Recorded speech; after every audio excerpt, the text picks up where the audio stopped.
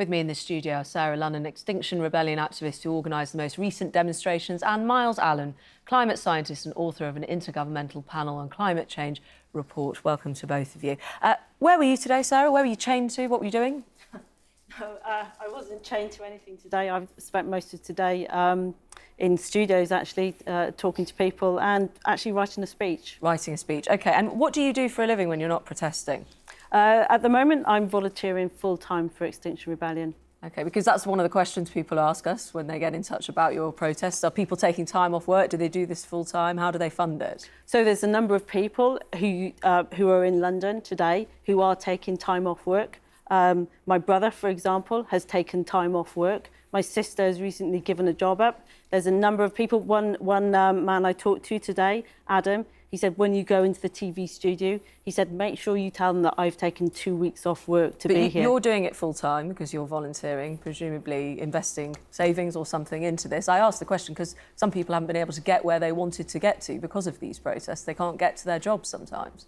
Yep, absolutely. And do you understand why they lose sympathy? To be the cause of that happening is really very, very upsetting. And to see that, yeah, it makes me feel really bad to know that I am disrupting people's lives, and it makes me really cross and angry that the lack of action over 30 years has meant that the only way that I can get the climate on the agenda is by taking action such as this. If we don't act and protest in this way, nobody takes any notice. One of the other reasons some people say they are put off your movement, and I'll bring you in at this point, Miles, is some of the scientific claims don't stack up. Have you found some of the scientific claims made by those associated with Extinction Rebellion unhelpful?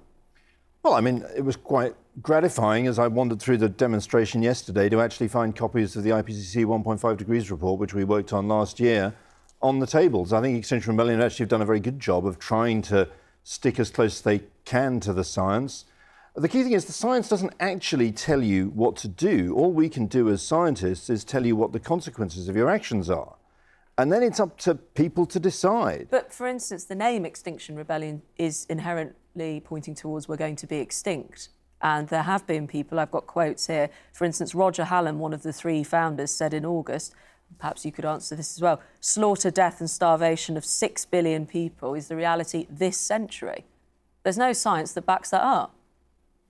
There's a lot of, well, I mean, you can come in on this, but there's a lot of science that backs up the very considerable risks we run if we carry on a path to... But not 6 billion people. There's no science that calculates it to that level, is there? There are a number of scientists who have said if we get to 4 degrees, which is where we're heading at the moment, 4 degrees of warming, they cannot see how the Earth can support not 1 billion people, 500 million people. That's 6.5 billion people dying. Sorry, so you're going to stand by scientifically a projection that says within this century we'll have the slaughter, death and starvation of 6 billion people? It's just good for us to know. No, because what we can do as scientists is tell you about the risks we face. The easy risks to predict, to be honest, are the ones that I do, how the climate system responds to rising greenhouse gases.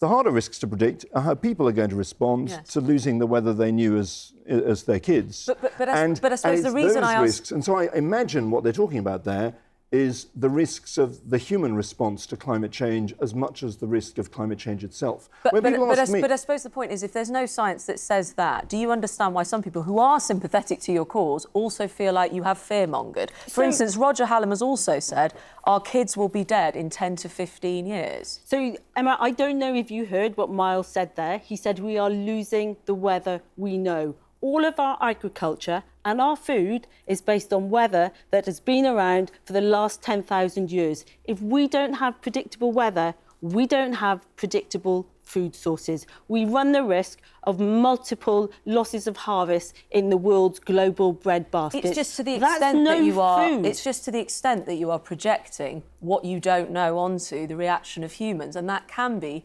counted as fear-mongering. Roger Hallam did say our kids, we just double-checked this before we came on, would be dead within 10 to 15 years. There's a distinct possibility that we lose not only our food supplies but our energy supplies. In California at the Let's let- moment, let's- millions Miles of is chomping people at the bit to do get in not here. have Let's hear from a electricity. scientist as well. There's a lot of possibilities in the future. And I think what was frustrating about this process is if we fixate on things we don't know, we're not even focusing on the things we do know, which is there are perfectly achievable solutions to this problem.